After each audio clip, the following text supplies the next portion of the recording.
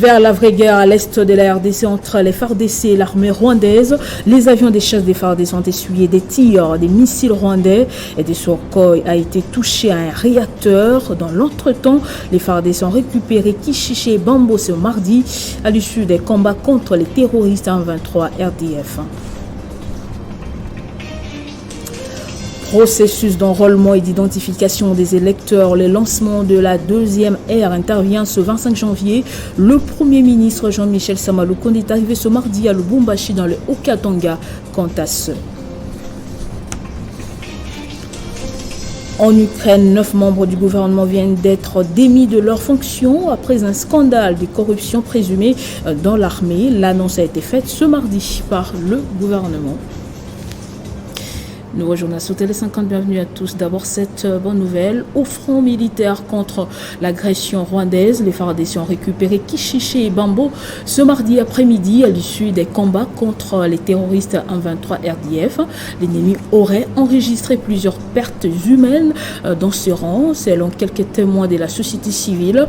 Entre-temps, la même source renseigne que 2 missiles visiblement tirés du territoire rwandais ont visé les avions de chasse des FARDC qui revenaient justement des Massissi où ils ont infligé des lourdes pertes aux rebelles. C'est en rentrant à Goma qu'ils ont été attaqués. Un des Sukhoi touché à un seul réacteur d'ailleurs est allé paisiblement atterrir à Goma où il a reçu les premiers entretiens. Le Sukhoi a redémarré. Des sources concordantes nous apprenons que la panique a été sémée à Kigali. Suivez.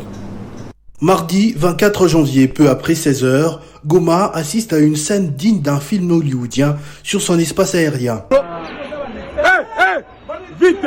Les héroïques Sukhoi sont attaqués par des tirs d'obus et la population s'empresse de filmer la provenance des tirs. Sans surprise, c'est le Rwanda. Encore une fois, à l'issue des violents combats entre FARDC et les rebelles du M23 qui ont causé les déplacements massifs de la population ce mardi dans la matinée, les forces congolaises ont, d'après plusieurs sources, repris le contrôle des localités telles que Kishiché et Bambo. D'après une reconstitution des faits grâce à nos correspondants dans la région, c'est en représailles à ces échecs cuisants au front militaire que le parrain rwandais s'en est pris à un des avions congolais, le Sukhoi Su-25, qui revenait de Massissi en appui aux troupes au sol. D'après les témoins interrogés à Goma qui ont vécu la scène à l'œil nu, les tirs des missiles en provenance de Gisenyi ont failli avoir raison de l'avion des chasses congolais sur son propre espace aérien, témoignent les débris des obus ramassés à Goma. Le Sukhoi a atterri à l'aéroport de Goma et a été pris en charge immédiatement par les camions anti-incendie de la MONUSCO. Le gouvernement rwandais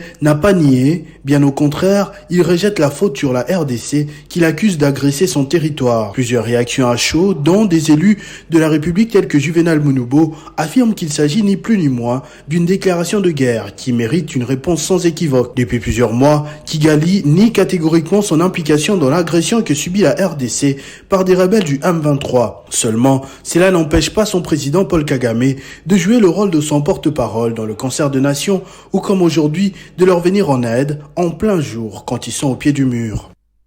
Et au Maniema, la situation sécuritaire à Salamabila, dans les territoires des Kabambari, est sous contrôle. C'est le mot du gouverneur par intérim de cette province, Afani Idrissa Mangala, au cours d'un point de presse qu'il a tenu ce mardi 24 janvier. Selon l'exécutif provincial du Maniema, Kinshasa et son gouvernement restent déterminés pour éradiquer cette barbarie qui, selon lui, pourrait bénéficier à certains acteurs politiques bien connus comme fils du terroir. Je suis très indigné quand les filles et fils de la province du Maniema parlent à la presse que le sud Maniema ou le territoire de Kabambare est abandonné. C'est comme si le territoire n'est pas géré. Et moi je dis, est-ce que nos frères qui disent cela vivent dans ce pays? Est-ce qu'ils ont de vraies informations de Kabambare et ailleurs? Le chef de l'État m'a instruit de descendre sur terrain. Et j'ai initié une opération qu'on appelle Caravane de la paix. J'ai fait 5 jours à Salamabila. Je suis allé jusqu'à Machapano, fief du mouvement Maïmaï Malaïka. J'ai réconcilié les groupes armés entre eux. Tous les groupes armés de la province du Maniema ont adhéré au processus de Nairobi. Après Nairobi, tous les groupes armés de la province du Maniema ont adhéré au programme PDDRCS. Mais cela n'a pas enchanté ceux qui ont créé ce mouvement armé. C'est pourquoi il y a instrumentalisation. Ils sont agités parce qu'ils savent que nous allons aux élections et la population de Kabambar ne va pas les tolérer. Le gouvernement a fait une réunion du Conseil de sécurité et la situation est sous contrôle. Et puis à la veille du lancement des opérations d'enrôlement des électeurs à la deuxième ère, le Premier ministre de la RDC est arrivé à Lubumbashi ce mardi 24 janvier. Jean-Michel Samalukonde a été accueilli à l'aéroport de la Loano par plusieurs autorités politico-administratives, dont le gouverneur Jacques Yaboula Katwe. Puis Jean-Michel Samalukonde s'est adressé à toutes les couches de la population. C'était à la grande place de la Poste. Il était accompagné du gouverneur de province, Jacques Yaboula Katwe. C'est à 13h35 local que le Premier ministre congolais a foulé le sol de Lubumbashi ce mardi 24 janvier 2023. À sa descente d'avion, Jean-Michel Samalukonde est accueilli par le gouverneur du Haut-Katanga, Jacques Yaboula Katwe, le tout nouveau maire de Lubumbashi, Martin Kazembe, et les membres du Conseil provincial de sécurité.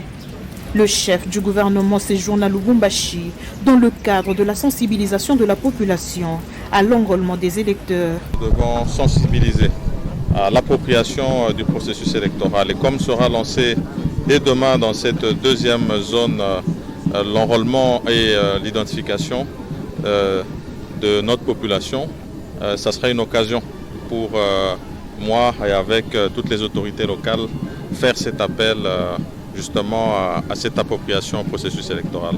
Donc, nous sommes très contents de fouler ce sol.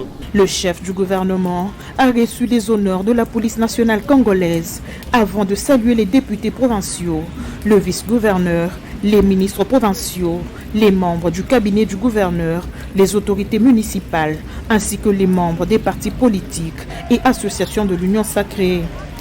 À l'extérieur de l'aéroport, le Premier ministre est reçu avec des chants et cris de joie des habitants de la capitale du cuivre qui vont l'obliger à marcher à pied. Le cortège se dirigera ensuite à la grande place de la Poste où une foule immense l'attendait. Et plus quelques jours pour la fin de cet enrôlement dans la première ère opérationnelle, le député national Léonard Mota-Ngaliema a appelé la population à se faire enrôler massivement comme il l'a personnellement fait dans la commune de Kimbantike le dimanche dernier. Venu en masse à sa résidence, animé et coloré aux emblèmes de la cellule de base CCBM qui appuie les actions du député national Léonard Mota-Ngaliema.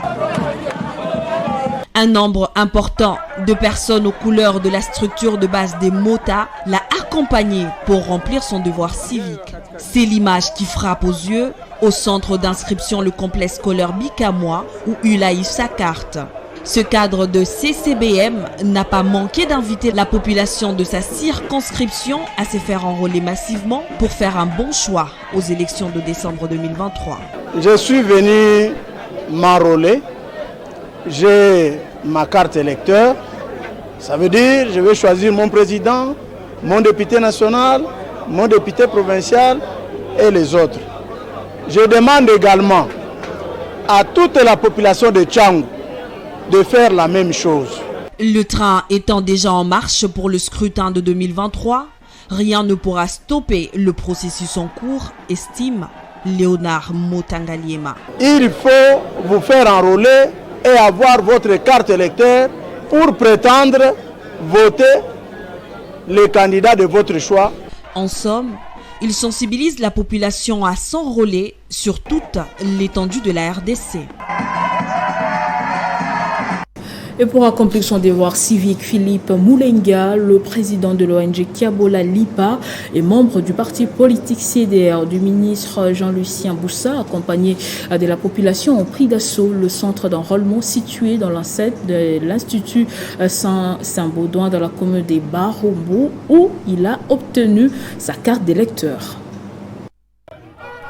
Pain à la main, scandant des slogans écrits des joies dans une ambiance électrique, la population de la commune de Barumbu a accompagné Philippe Moulenga, président de l'ONG Kabola Lipa et membre du CDR, dont Jean-Lucien Mboussa est autorité morale, à remplir son devoir civique. Papa, maman et jeunes on prépare à cette caravane dans les rues du quartier Beaumarchais jusqu'au centre d'enrôlement érigé à l'Institut Saint-Benoît où Philippe Moulenga, après avoir rempli toutes les formalités techniques, de l'identification à la capture jusqu'à l'obtention de sa carte d'électeur avec succès. Au sortir de cet exercice, Philippe Moulenga a mobilisé les habitants de Barumbu à un enrôlement massif. Il faut tout sanctionner. Nous devons sanctionner ceux qui sont allés s'enrichir au lieu de travailler pour le peuple. Nous disons le peuple d'abord. Notre vision au sein du CDR, courant des démocrates rénovateurs, dit que le changement c'est maintenant.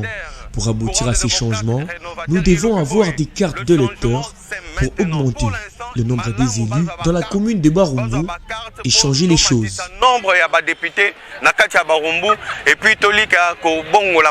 Téné, Philippe Moulenga et l'ONG Kabola Lipa prônent le partage et la redistribution équitable des richesses du pays et invitent la population de sa circonscription électorale à se préparer en conséquence pour se choisir des vrais représentants aux instances de prise de décision. Bonheur Ngoma s'est acquitté de son devoir civique à Tchala dans le Congo central, occasion pour lui aussi de s'enquérir de l'implantation de son parti politique, l'AVC. Bonheur Ngoma, cadre de l'AVC, autre vision du Congo, s'est rendu à Tchala dans la province du Congo central, question de s'acquitter de son devoir civique. Après avoir obtenu sa carte d'électeur, il a appelé la population de ce coin à s'enrôler en prévision des élections de décembre prochain. Nous demandons à tous les habitants de Tchala de s'enrôler massivement. Moi je viens de Kinshasa, j'ai quitté Kinshasa uniquement pour m'enrôler. C'est un devoir civique que je remplis. Plusieurs risques, beaucoup de contraintes, mais en tout cas on est là. Et nous demandons à toutes les personnes qui vivent aussi ici de faire comme nous. Ma carte elle est là, enrôlez-vous. C'est ce qui va nous permettre de choisir les candidats de notre choix. Accompagné de militants de ce parti cher à Didier Boudimbu, Bonheur Ngoma a profité de son séjour pour inaugurer le siège de la fédération de l'AVC Tchala. Se feront ici. Le bureau est vaste, l'enceinte du bureau est aussi vaste. Une satisfaction pour les cadres et militants de ce parti politique qui se met en ordre de bataille pour le prochain scrutin. On va boucler ce chapitre d'opération d'enrôlement des électeurs avec Donatien Bitini, cadre du parti Lumumbiste Unifié qui s'est acquitté de son devoir civique. Parmi les 50 millions d'électeurs attendus par la Commission électorale nationale indépendante, l'on compte Donatien Bitini Talabao, cadre du PALU. Des milliers de militants du parti Lumumbiste Unifié l'ont accompagné au centre d'enrôlement des électeurs à Bulungu, dans la province du Kwilu, pour s'acquitter de son devoir civique. Nous sommes du Palou. Chez nous, le vénérable Antoine Gizenga Fondi nous a appris que le pouvoir provient du peuple, le pouvoir au peuple. Alors, quand vous êtes une population, pour exercer votre pouvoir, vous devez voter, vous devez choisir votre dirigeant. Alors, comment est-ce que vous allez choisir les dirigeants si vous n'avez pas ce pouvoir de voter? Or, chez nous, pour avoir ce pouvoir de voter, vous devez obtenir cette carte d'électeur. À Bulungu, Donatien Bitini, qui compte postuler à la députation nationale, a échangé longuement avec sa base. Il appelle cette dernière à s'enrôler massivement pour permettre à la circonscription électorale de Bulungu d'augmenter le nombre des sièges. Et puis le paiement des amendes routières ne sera plus un casse-tête dans un avenir proche. Le gouvernement a décidé de les simplifier en les digitalisant davantage. À ce sujet, le ministre des Finances a lancé à Kinshasa la campagne des mobilisations et des canalisations des recettes générées par la police nationale congolaise au trésor public. Elle sera chapeautée par la DGRAD. C'est une batterie des choses qui sera mise en place à la longue, à la clé, la maximisation des recettes par la digitalisation des finances, cheval de bataille de Nicolas Kazadi. Au palais du peuple, les autorités de la police, le gouverneur de la ville, ainsi que les autorités de l'administration publique ont toutes répondu présentes à ce lancement officiel présidé par le ministre des Finances. Cette activité vient renforcer le rôle de la DGRAD dans la perception des recettes publiques. La DGRAD a levé l'option d'intensifier le travail avec les saisies d'assiette afin d'identifier les détenteurs et arrêter ensemble les stratégies d'une meilleure mobilisation. C'est ici l'occasion de saluer la disponibilité des autorités de la police nationale congolaise qui, conscients que nous sommes dans le même bateau, n'ont pas hésité à relever les défis d'amélioration des recettes du secteur.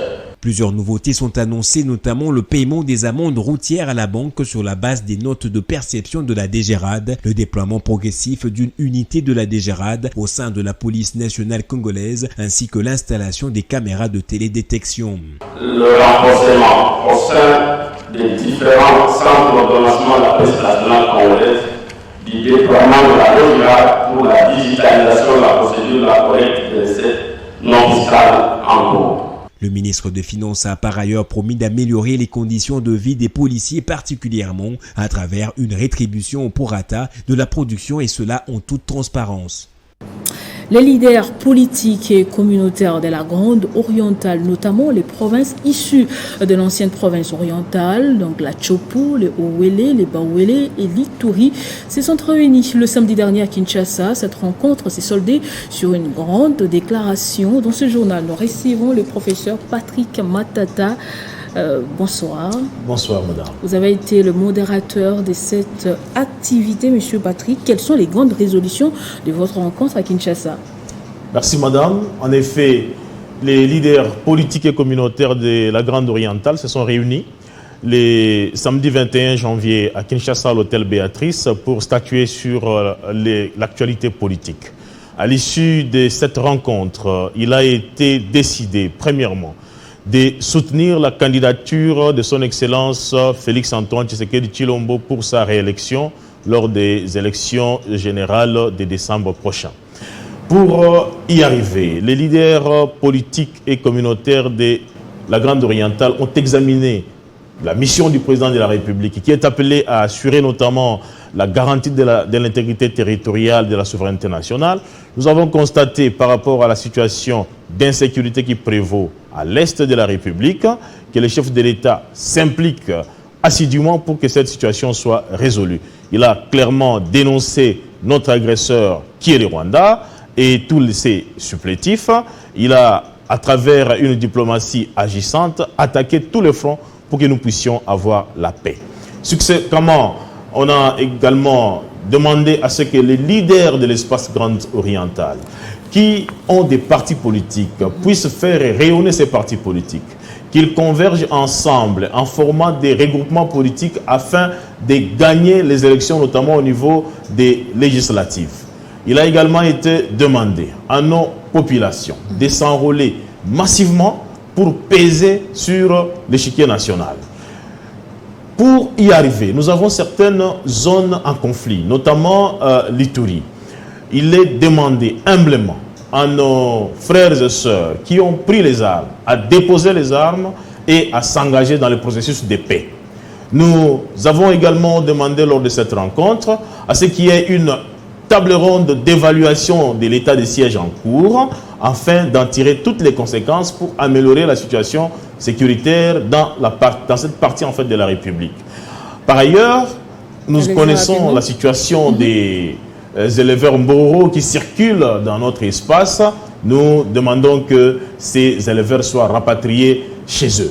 Une dernière question pour vous, M. Patrick. Pourquoi les 4 provinces de la Grande Orientale ont-elles décidé de collecter les fonds pour Félix-Antoine Tshisekedi? Voilà, nous avons une représentation au niveau des institutions de la République.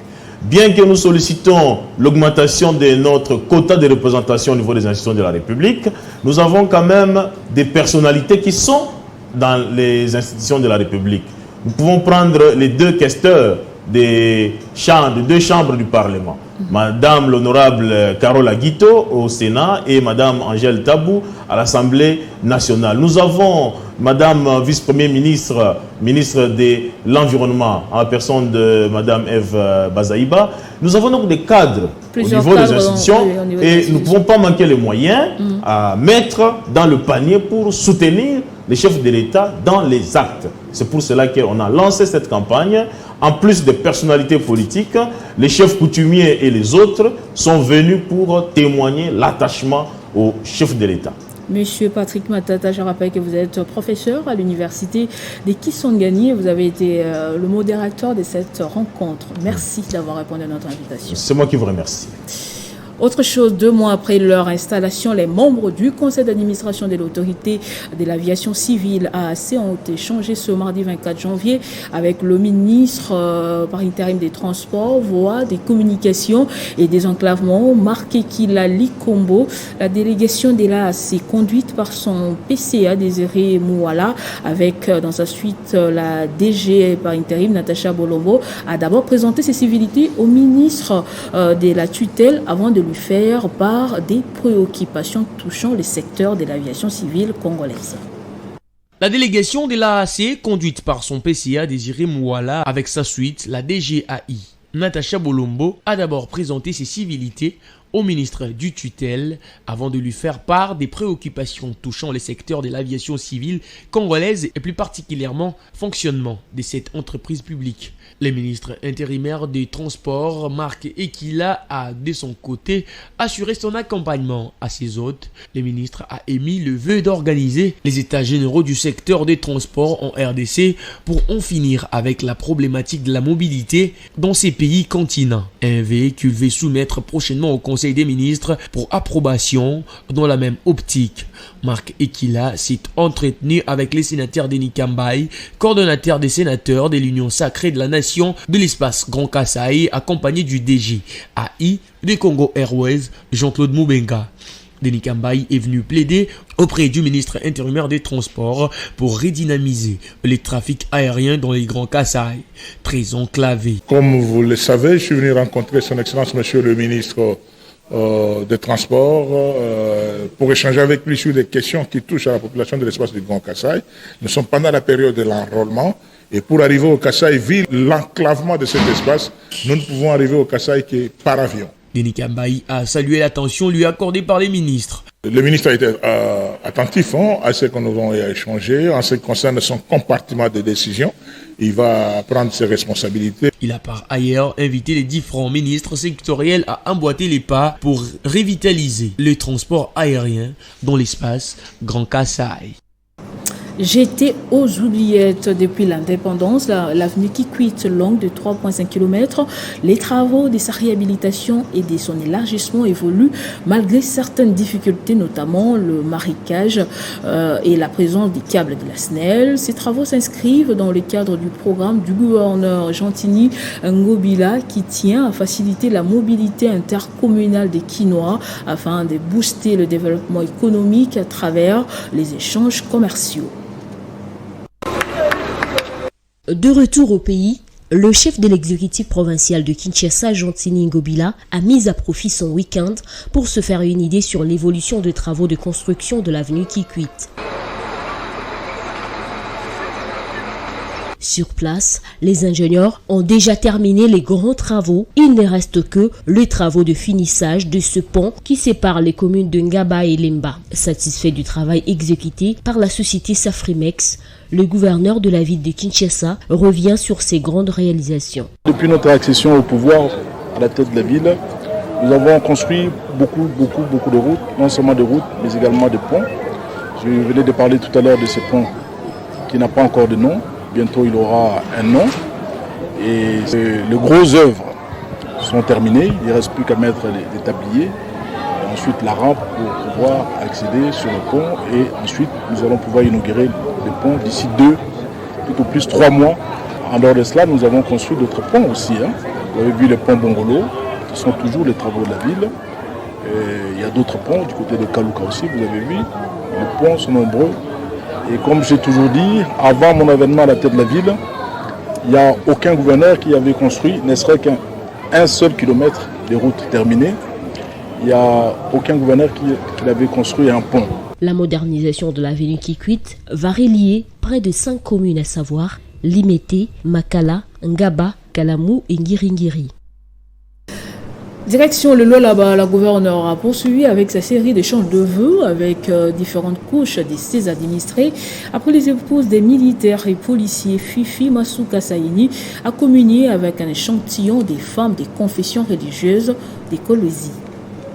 Après les épouses des militaires et policiers, la gouverneure du Lualaba a rassemblé un échantillon des femmes des confessions religieuses de tous les coins de la ville de Kolosi. Elles étaient des milliers au stade Manika de la commune de Dilala. Les femmes catholiques, méthodistes, musulmanes, kimbanguistes, celles des églises de réveil et autres ont répondu à l'appel de Marie-Thérèse Masuka Saini pour échanger les vœux de Nouvel An.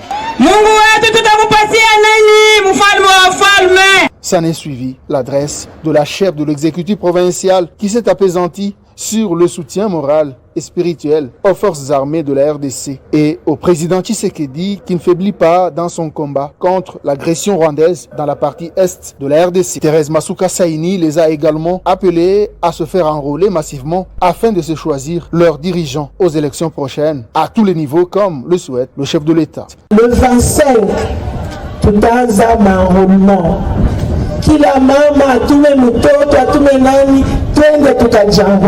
Ils ont accueilli à bras-le-corps le message fort de l'autorité provinciale par des applaudissements frénétiques, signes de joie et de partage en un jour si spécial.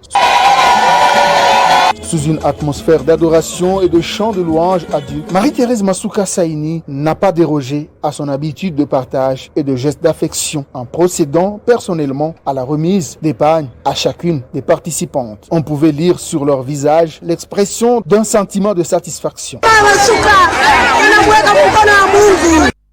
Dégradation de la route nationale numéro 2 Bukavu-Mwenga en province du Sud-Kivu, la société minière chinoise Oriental Resources Congo, à pied d'œuvre pour la réhabilitation de cette route d'intérêt national, l'entreprise chinoise, comme dans ses habitudes, a mis quelques machines sur cette route avec comme objectif de supprimer des grands bourbiers qui causent problème aux véhicules entre Boaoungu dans les territoires de Walungu jusqu'à Kitutu.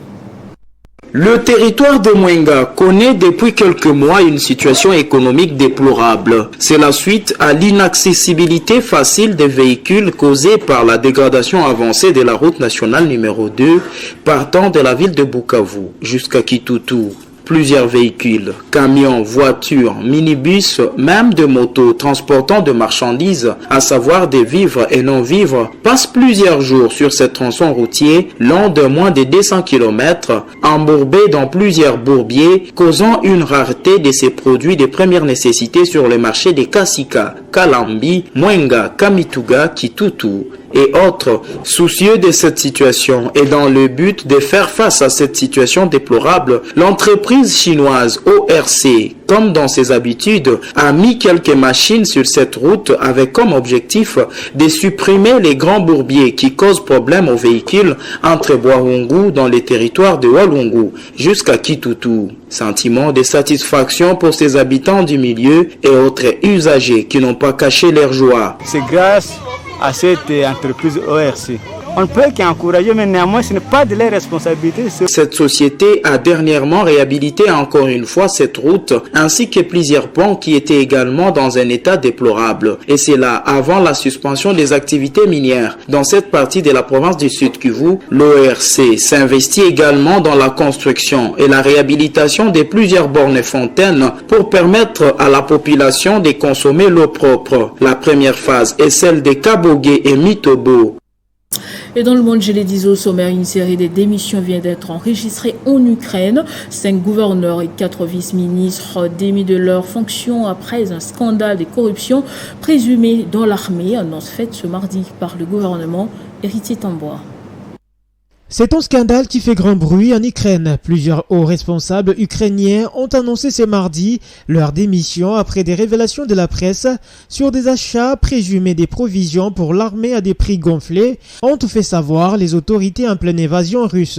Parmi les responsables qui ont démissionné figure le vice-ministre de la Défense, Vyacheslav Shapovalov, qui était en charge de l'appui logistique des forces armées, le chef adjoint de l'administration présidentielle, Kirilo Timonchenko, et le procureur général adjoint Alexis Simenko. Sur cette liste s'ajoutent des gouverneurs des régions de Dnipro, Zaporizhia, Sumy, Kherson et de la capitale Kiev. Signalons que ces annonces interviennent après que les autorités ont limogé un vice-ministre des infrastructures ukrainien, Vassil Lozansky, soupçonné d'avoir reçu un pot de vin de 400 000 $ pour faciliter l'achat des générateurs à des prix gonflés alors que le pays est confronté à des vastes coupures d'électricité à la suite des frappes russes contre des infrastructures énergétiques.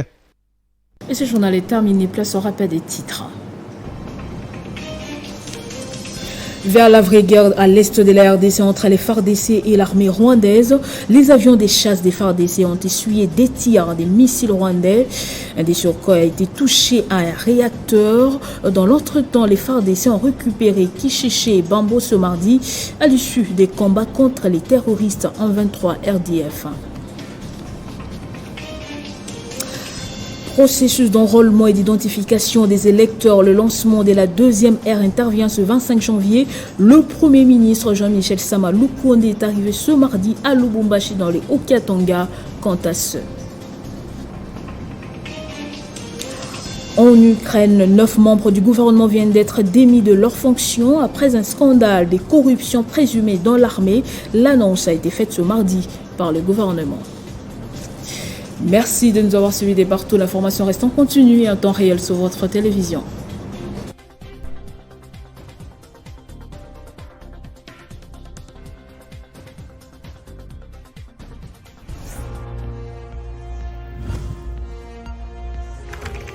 L'actualité reste en continu.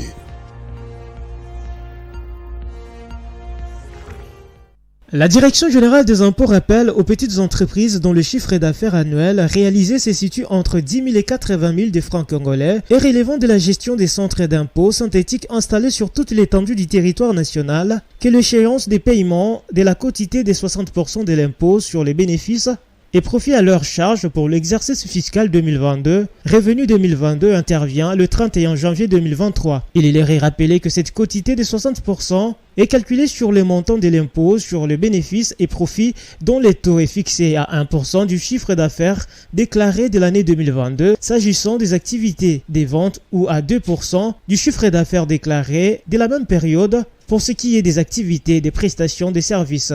Toutefois, lorsque les petites entreprises exercent à la fois les activités des ventes et des services, les chiffres d'affaires respectifs doivent être cumulés. Dans ces cas, la quotité des 60% est calculée sur le montant de l'impôt sur les bénéfices et profits obtenus par application du taux de l'impôt, IBP, afférent à l'activité principale. Aussi, les petites entreprises concernées sont-elles invitées à retirer les formulaires des déclarations de l'impôt sur les bénéfices et les profits à leur charge auprès des centres d'impôt synthétiques dont elles révèlent ou les télécharger à partir du site web de la Direction générale des impôts DGI à l'adresse suivante www.dgi.gouv.cd. Tout paiement qui interviendra au-delà de l'échéance sera assorti des pénalités de recouvrement conformément à la loi. En application des dispositions de l'article 3 de la loi 004/2003 du 13 mars 2003 portant réforme des procédures fiscales telles que modifiées et complétées à ce jour, les contribuables sont invités à privilégier la transmission par voie électronique en format PDF de leur déclaration et de la preuve de paiement du dit impôt aux adresses électroniques suivantes selon les cas. Fête à Kinshasa le 12 janvier 2023. Barnabé Mwakabi Mwamba.